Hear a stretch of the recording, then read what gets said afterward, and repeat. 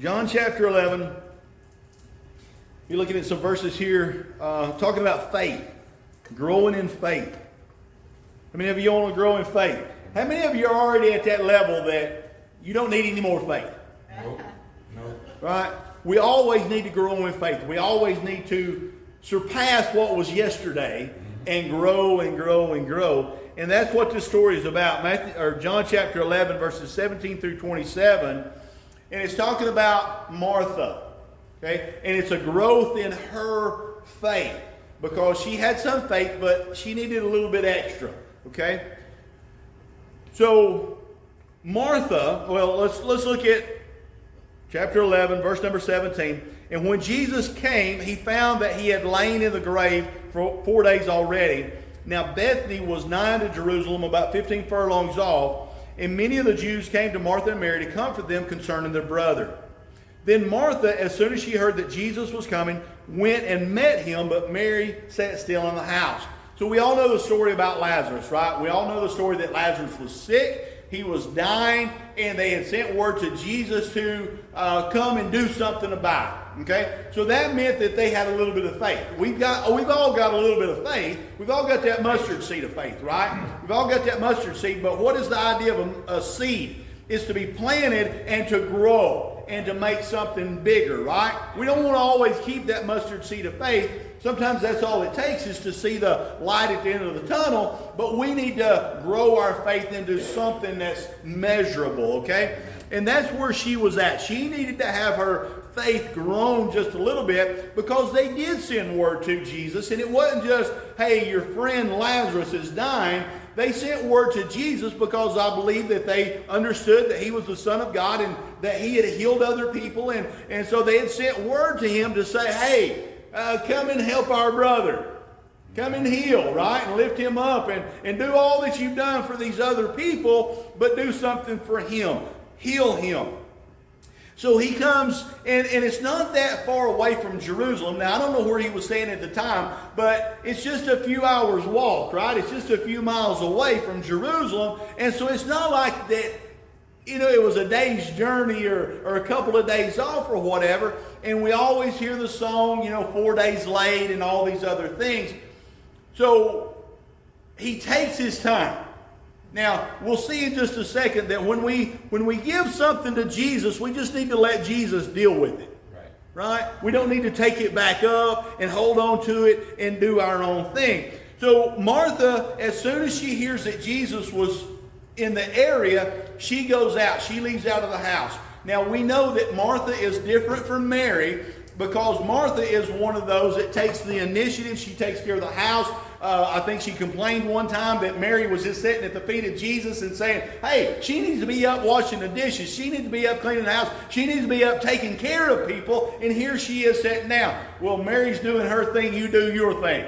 Okay? Because we're all different.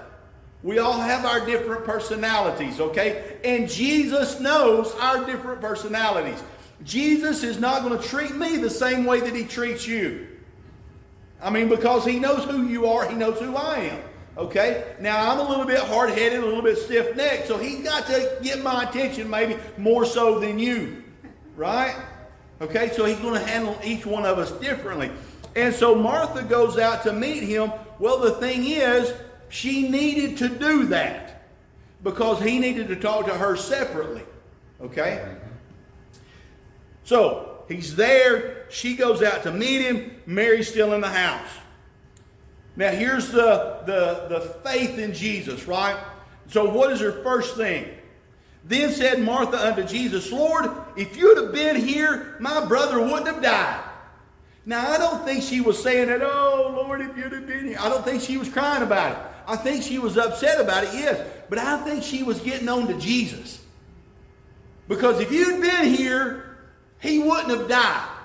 So there's a limited faith right there. She understands that he could have healed him. And if you'd have been here, you could have done something about it. I don't know, and it's really funny that whenever we talk about these things, we don't ever do these things, right? We don't never get on to Jesus about not doing something the way we wanted him to do it, do we? No, we don't ever get on to Jesus about that. We don't ever get in complain to God about him not doing it the way we want to do it. We never do that. Right? Right. We never do that. We always, Lord, you're the best and you know the best way.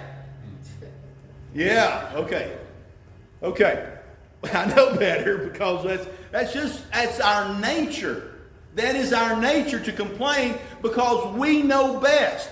Because what is she saying? If you'd have been here, you could have done something about it. She knows that he could have healed. She knows it, bottom line. We know it. But when we ask God, we're asking in a specific way, and God doesn't always do it in that specific way. God does it in his way, in his time, and in his wisdom. Right. His ways are above ours. Okay? And so here, she's sort of complaining a little bit. She's got a complaining faith. She's got some faith, but it's a complaining faith. Why is that? Because she didn't entrust the whole thing completely to Christ. Now let me clarify a little bit. Ideally, okay, her faith should have been, I've sent word to Jesus. I know Jesus can heal. I know that Jesus can heal from afar because I've heard the stories about the centurion, right?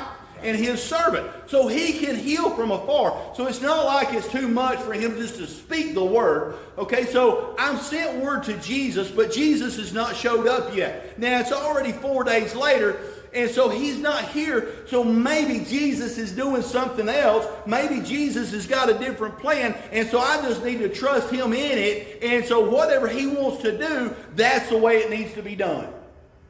That's the resting faith. That's just giving it into his hands and saying, here you go.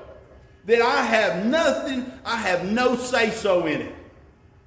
I have no say-so in this, Lord. I'm turning it over to you. You know best. That's the best kind of faith to have. You just trust God in it. Just trust him with it. Here you go. Here it is. I'm not going to do my own thing. No. Here's what we do. Lord, why didn't you show up? You're only a couple hours away. You could have been here. You could have spoke the word, and you could have raised him up. Mm-hmm. And then we have a little bit of a complaining faith. So she was complaining. She gets on to him a little bit. Because what? Her way was better than his way. Now, he had this bigger plan. Right. He had this bigger thing. She should have just said, okay, he knows about it.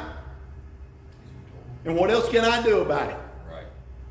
We just place it in his hands and that's it. So she wants it her way because she probably thinks that she knows the best way. So when we have a complaining, questioning faith, which is a limited faith, what are we doing? We're really putting Jesus' lordship into question. When we start complaining, when we start doubting, when we start having problems because I thought I had the best way, what are we saying? We're saying, Jesus, did you do it the best way? Was it done the best way that possible? Because what is she questioning? She's questioning here. He had a bigger thing in mind. She can't read his mind, obviously. But she should have had a little bit more faith. And if she had had a little bit more faith, she could have trusted in that God's got a bigger plan. And then you sort of question, well, Jesus, do you really know best? Not only did you do the best, but do you know the best? He knows the best. And we can talk about it. We can say it this morning. I know that he knows the best. And I know that everything that he does is the best.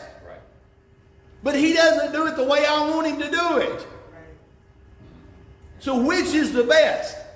My way or his way? His way is always going to be the best. So when it doesn't happen the way I want it to happen, then I just need to step back and say, well, maybe God's got a different plan than I do. Maybe he's got something better than what I have. Because, yes, it would have been great for him to have come up and healed Lazarus. Right? That would have been wonderful. But how much of a bigger thing was that whenever he called him out of the tomb? That was a bigger thing. And really, that was a better thing. So when we start